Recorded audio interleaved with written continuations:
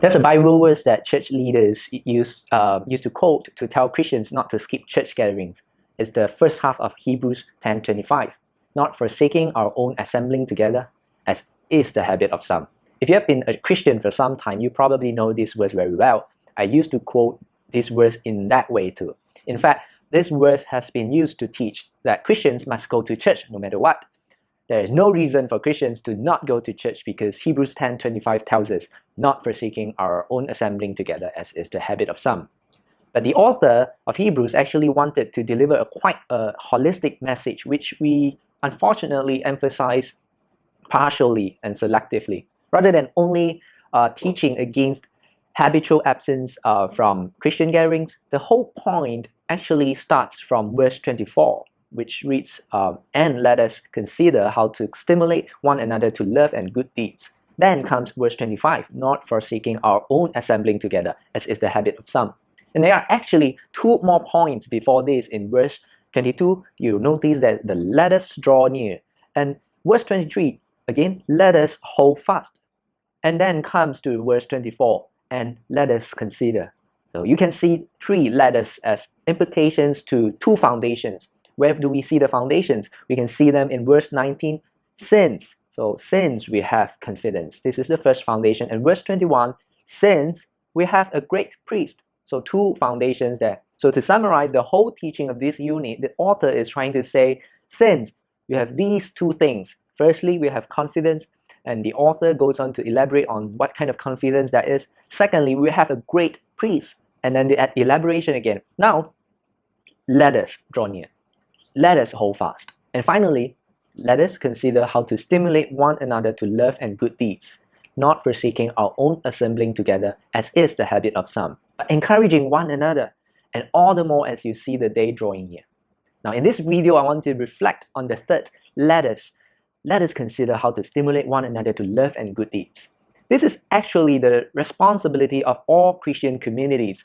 The background to this teaching is that the early Christians were receiving a lot of societal pressure and persecution to be part of a Christian community at that time, because Christian communities behaved quite differently from the rest of the society because of their faith. So they were often seen as disrupting the public order and having many suspicious practices like having private gatherings at their own homes. That's why they were persecuted. That's also why we can see the whole book of Hebrews is trying to help the first audience to make sense of the shame, the pressure, and the persecution they received in that kind of environment. In that kind of situation, some Christians actually gave in to societal pressure and stopped attending the regular gatherings, because that's the quickest way to get out of the pressure and persecution towards Christians. So we have the teaching of not forsaking our own assembling together. But when we read these teachings as a whole, we must not miss its mutuality. On one hand, we should not habitually forsake assembling together. And on the other hand, we have to consider how to stimulate one another to love and good deeds. It goes both ways.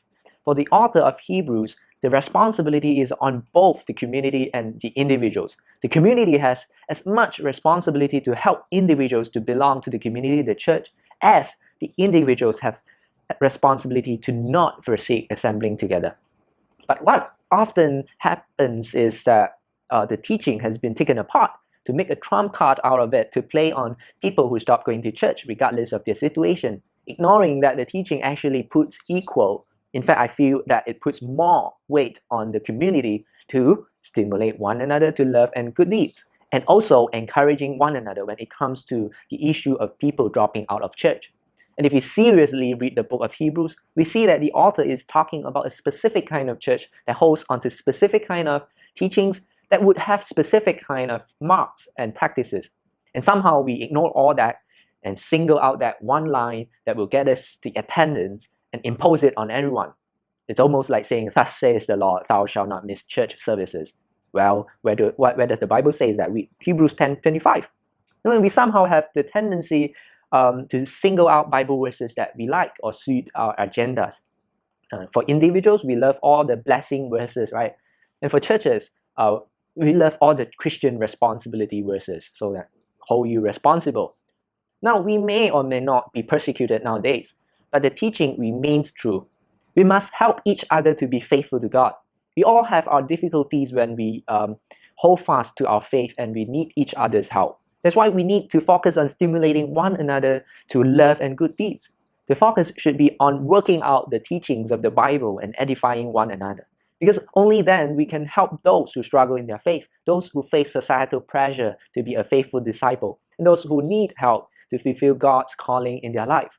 And I want to specifically talk about the unchurched. I don't know how the common definition, what's the common definition of these terms, but I would define the group in this way. These are people who are serious about God and want to belong to a church.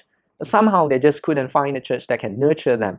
It doesn't mean that they are perfect. Most of the time, they are obviously flawed, but they are serious about God, and they are serious about God's calling in their life. The irony is that because of their seriousness, that's what get them into all sorts of issues and complications.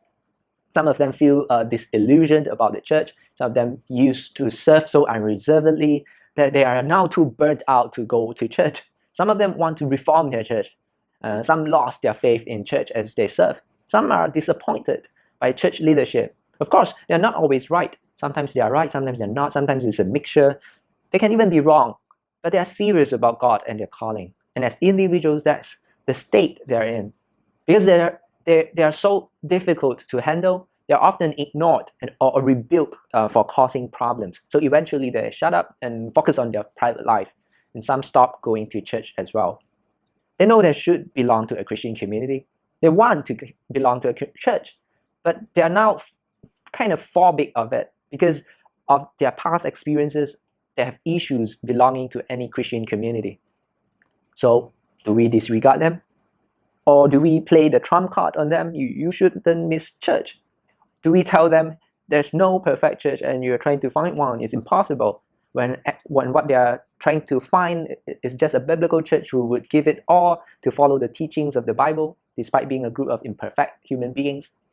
These are people who need a lot of considerations to stimulate back to love and good deeds. Because of their past church experiences and trauma, they need extra encouragement and care. And a lot of times, these could be people in the church, but deep down they are unchurched. They don't want to cause any problem, and they know they won't be understood and entertained. So they keep their involvement minimal. They're just there because they also know they should not forsake our own assembling together, as is the habit of some. They're trying their best to honor God, but it has little to do with church. Most people don't even know they are somewhat unchurched deep down. It's such a sad thing to see individuals with clear calling who are willing to bear their cross and pay the price, but somehow drop out of Christian community. They are there, but they know they are the weird ones. We all should be saddened by this. They are proofs that we have not considered how to stimulate one another to love and good deeds. Caring for the unchurched can be easy sometimes because sometimes they just want simple things. But it is generally difficult. But let us think about Jesus, who talked about leaving 99 sheep behind to look for that one lost sheep. Nobody would do that. It actually shocked his audience when he said that.